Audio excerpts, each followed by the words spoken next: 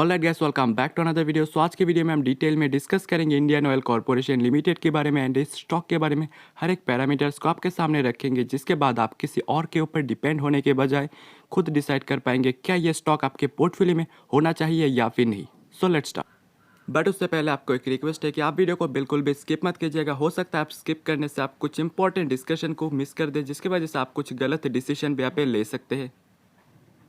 चलिए बात कर लेते हैं कंपनी के बिल्कुल शुरुआत के समय से, जहाँ पे 1959 में Indian oil corporation limited establish हुआ था। देन 1964 में ये मर्ज हुआ था इंडियन रिफाइनरी लिमिटेड के साथ। देन 2006 में ये फिर से मर्ज हुआ था इंडियन ऑयल ब्लेंडिंग लिमिटेड के साथ एंड ये शुरुआत हुआ था इंडियन ऑयल कॉर्पोरेशन लिमिटेड का। एंड इसके बाद कंपनी कंटिन्यूसली ग्रो किया जा रहा है। जब अभी के समय में कंपनी कुल 38 कंपनीज के साथ जॉइंट वेंचर करके काम करते हैं, जहाँ पे लिस्ट आप सामने देख सकते हैं। आप चाहे तो इनके बारे में स्टडी भी कर सकते, बट ये इतना ज़्यादा इंपॉर्टेंट चीज़ नहीं है। नहीं, अभी के समय में कंपनी के पास कुल 38 जॉइंट वेंचर्स ग्रुप है, जिनका लिस्ट भी आप सामने देख सकते हैं। चलिए बात कर लेते हैं कि कुछ इंपॉर्टेंट चीज़ों के बारे में। इतने सारे जॉइंट वेंचर्स, इतने सारे सब्सिडरी ग्रुप्स होने के बावजूद क्या ये कंपनी और बाकी सारी कंपनी मिलके वर्ल्ड के जो ऑयल डिमांड एंड सप्लाई के जो रेशियो है, क्या उसे फुलफिल कर पा रहा है या फिर नहीं। जैसे कि आप सामने देख सकते हैं, हर ईयर ऑन ईयर जो कंपनी के जो डिमांड भी बढ़ रहा है एंड उस डिमांड के कंपेयर में सप्लाई उतना ज़्यादा नहीं हो पा रहा।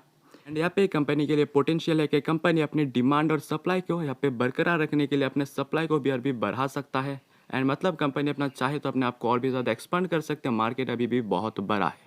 ये बात कर लेते हैं कंपनी अपनी जॉइंट वेंचर्स और सब्सिडरी ग्रुप्स के थ्रू कौन कौन सी सर्विसेज प्रोवाइड करवाता है। जैसे कि आप सामने देख सकते हैं, refining, pipelining, marketing, R&D centre, technology, licensing, petrochemical, natural gas और भी काफ़ी सारे सर्विसेज कंपनी प्रोवाइड करवाता है। बट मोस्ट इंपॉर्टेंट चीज़ है, कंपनी जो इतने सारे जॉइंट वेंचर्स, इतने सारे सर्विसेज प्रोवाइड करवाता है, क्या कंपनी के लिए मार्केट इतना ज़्यादा बड़ा है या फिर नहीं। इसे समझने के लिए आप इस चार्ट को देख सकते। वर्ल्ड के जो डेवलपिंग कंट्रीज है उनके कंपेयर में इंडिया में पर डे ऑयल कंजम्पशन अभी के समय में काफ़ी ज़्यादा कम है and India is one of the fastest growing economy in the world. तो आप समझ सकते हैं मार्केट अभी भी काफ़ी ज़्यादा ग्रो होना बाकी रह गया है। एंड यहाँ पे कंपनी के लिए अपॉर्चुनिटी को खुल जाता है कि इंडिया की इकोनॉमी को ग्रो होने के साथ साथ कंपनी भी अपने आप को ग्रो करे। बट इंपॉर्टेंट चीज़ है कि क्या कंपनी इस चीज़ को कर पा रहा है या फिर नहीं। तो इसी से रिलेटेड कुछ इंपॉर्टेंट इन्फॉर्मेशन हम देख लेते हैं कि लास्ट 5 साल के अगर हम कंपेयर करें तो लास्ट 5 साल के अंदर जो ऑयल कंजम्पशन है वो 5.24% कंपाउंड एनुअल ग्रोथ रेट से बढ़ चुका है। मतलब काफ़ी तेज़ी से ग्रो कर पा रहा है। बट इसका मतलब ये नहीं कि कंपनी ग्रो कर पा रहा है। इस चीज़ के बारे में हम डिटेल में बाद में देखेंगे। कंपनी के सर्विसेज के बारे में जैसे हमने पहले देखा था कि कंपनी पाइपलाइनिंग के सर्विसेज भी प्रोवाइड करवाता है। जैसे कि आप इस चार्ट पे देख सकते हैं, कंपनी क्रूड ऑयल पाइपलाइन के जो 73% है वो आईओसी के पास है, जबकि प्रोडक्ट पाइपलाइन के 52% आईओसी के पास है एंड टोटल पाइपलाइन के 58% आईओसी के पास है। एंड यहाँ पे कंपनी का जो पाइपलाइन लेंथ है उसके चार्ट को अगर हम देखें तो लास्ट 3 साल के अंदर ये चार्ट है काफ़ी ज़्यादा ग्रो किया है, जहाँ पे अभी के समय में कंपनी के पास 14,668 किलोमीटर तक का पाइपलाइन लेंथ है।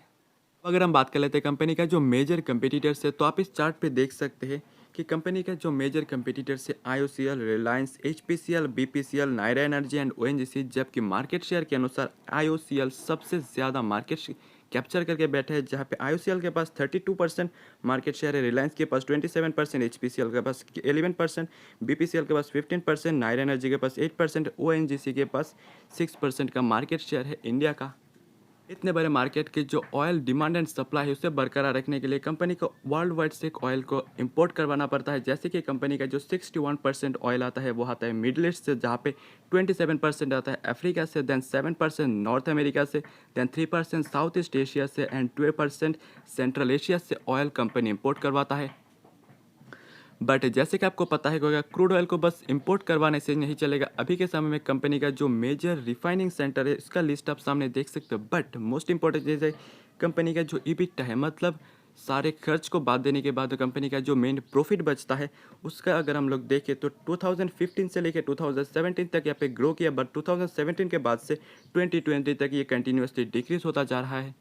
अब तक हम बात कर चुके हैं कंपनी का जो कंपनी प्रोफाइल है, देन बिजनेस है, देन मार्केट शेयर है एंड काफ़ी सारे इंपॉर्टेंट चीज़ों के बारे में अब तक हम बात कर चुके हैं। एंड अब बात कर लेते हैं कंपनी का जो टर्नओवर है, कंपनी का जो फाइनेंशियल्स है उस चीज़ के बारे में। तो आप देख सकते हैं 2016 से लेकर 2019 तक कंपनी का जो टर्नओवर है तेज़ी से ग्रो कर रहा था, बट 2020 में कंपनी का टर्नओवर काफ़ी ज़्यादा डिक्रीज हो चुका है, क्योंकि कंपनी के अनुसार 2020 में ऑयल का प्राइस के फ्लक्चुएशन की वजह से यहाँ पे प्रॉब्लम हुआ है। अब अगर हम लोग बात कर लेते हैं कंपनी का जो नेट प्रॉफिट के बारे में, तो आप देख सकते हैं 2016 में कंपनी का नेट प्रॉफिट 11,242 करोड़ था, जबकि 2017 में 19,116 करोड़ था, जबकि 2018 में 21,346 करोड़ था, जबकि 2019 में 16,894 गया था, जबकि 2020 में 1,313 करोड़ गया था। मतलब लास्ट फाइनेंशियल ईयर के कंपेयर में 2020 में फाइनेंस जो टर्नओवर है, जो नेट प्रॉफिट है, वो काफ़ी ज़्यादा कम हो चुका है। कह लेते कंपनी का जो नेटवर्थ है उसके बारे में, तो आप इस चार्ट पे देख सकते हैं 2016 पे कंपनी का जो नेटवर्थ था वो 87,430 करोड़ था। देन 2017 में कंपनी का नेटवर्थ 99,729 करोड़।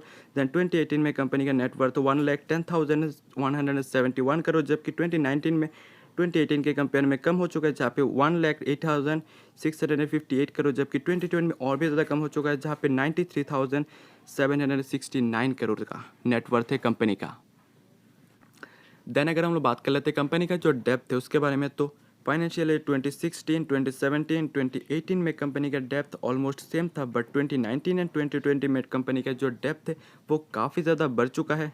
एंड अभी के समय कंपनी का जो डेप्थ है 1,16,545 करोड़ का डेप्थ है अभी की कंपनी के पास। अब तक हम कंपनी के लास्ट 5 साल के फाइनेंशियल चार्ट देख चुके हैं, बट कंपनी अपनी स्टार्टिंग से लेकर अब तक कैसा परफॉर्म किया ये भी देखना काफ़ी ज़्यादा इंपॉर्टेंट है। जबकि कंपनी का टर्नओवर आप देख सकते हैं कंटिन्यूसली चार्ट ग्रो किया जा रहा है, द नेटवर्थ कंटिन्यूसली ग्रो किया जा रहा है, रिटेल आउटलेट्स कंपनी का जो रिटेल आउटलेट्स है वो भी कंटिन्यूसली ग्रो किया जा रहा है। कंपनी का जो जो स्टार्टिंग के समय से अभी तक कंपनी का जो रिफाइनिंग कैपेसिटी है वो 11.6 टाइम बढ़ चुका है, जबकि कंपनी का जो पाइपलाइन नेटवर्क है वो 7.3 टाइम्स बढ़ चुका है। एंड कंपनी का टर्नओवर की अगर हम लोग बात करें स्टार्टिंग से लेकर अब तक 15% की कंपाउंड एनुअल ग्रोथ रेट से बढ़ चुका है, जो काफ़ी ज़्यादा इंपॉर्टेंट है एंड काफ़ी ज़्यादा इंप्रेसिव है। अब तक आप देख चुके हैं कंपनी का जो turnover, net worth, retail outlets, refining capacity, then pipeline network, turnover काफ़ी तेज़ी से ग्रो कर रहा है। एंड इस ग्रोइंग को मेंटेन करने के लिए कंपनी के पास हाईली क्वालिफाइड एक टीम भी चाहिए, जहाँ पे कंपनी के अनुसार कंपनी के जो टीम है उनमें 33% MEM टेक होल्डर्स है, देन 29% जो PhD होल्डर्स है, देन उसके बाद 15% जो BTech किया हुआ है, देन 11% मास्टर्स है, एंड अदर है 10%। तो आप सोच सकते हैं यहाँ पे हाईली क्वालिफाइड उनके पास टीम भी है। चलिए कंपनी के जो नेट प्रॉफिट है उस चार्ट को हम फिर से ओपन करते हैं, जहाँ पे हम स्टडी करने वाले हैं कि कंपनी ने जो कहा था कि उनकी जो जो नेट प्रॉफिट है वो 2016, 2017, 2018 एंड 2019 के कंपेयर में 2020 में गिरने का जो मेन रीज़न था वो था कोविड का पैंडेमिक। बट कोविड का पैंडेमिक खत्म होने के बाद 2020 में उनके नेट प्रॉफिट कैसा परफॉर्म किया है, तो आप देख सकते हैं कि इस चार्ट पे उनके नेट प्रॉफिट 2020 में काफ़ी तेज़ी से ग्रो किया है as compare to 2020 and previous जो लास्ट कुछ फाइनेंशियल ईयर के कंपेयर में भी काफ़ी तेज़ी से यहाँ पे ग्रो किया है एंड काफ़ी तेज़ी से यहाँ पे रिकवर भी किया है। चलिए अब बात कर लेते हैं कंपनी का जो नेट इनकम है उसके कंपेयर में कंपनी का जो नेट प्रॉफिट है वो कैसा परफॉर्म कर रहा है। तो जैसे कि आप इस चार्ट पे देख ही सकते हैं कंपनी का जो नेट प्रॉफिट है वो काफ़ी ज़्यादा कम है एज़ कम्पेयर टू कंपनी का नेट इनकम, जहाँ पे 2020 में कंपनी का जो नेट इनकम था 4,89,305 करोड़, जबकि कंपनी का जो यहाँ पे प्रॉफिट बना था 1,330 करोड़, जो काफ़ी ज़्यादा कम है। जहाँ पे 2021 में कंपनी का जो नेट इनकम था वो 3,84,762 करोड़ था, जबकि इस कंपेयर में उसका जो प्रॉफिट बना है 21,386 करोड़।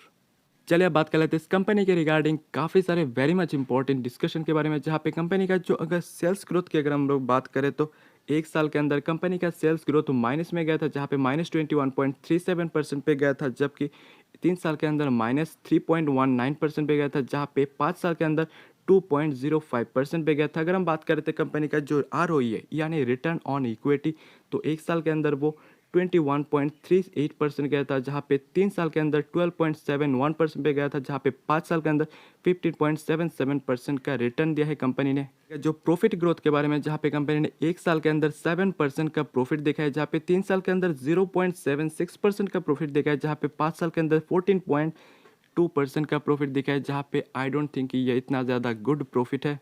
चलिए अब बात कर लेते हैं one of the most important चीज़ है वो है CFO एंड पैट का रेशियो, जहाँ पे CFO एंड पैट का रेशियो अगर 1 पॉइंट से ज़्यादा है तो इससे अच्छा माना जाता है। एंड इस कंपनी के लिए CFO एंड पैट का रेशियो 1.53 जो बहुत ही बढ़िया बात आ जाता है।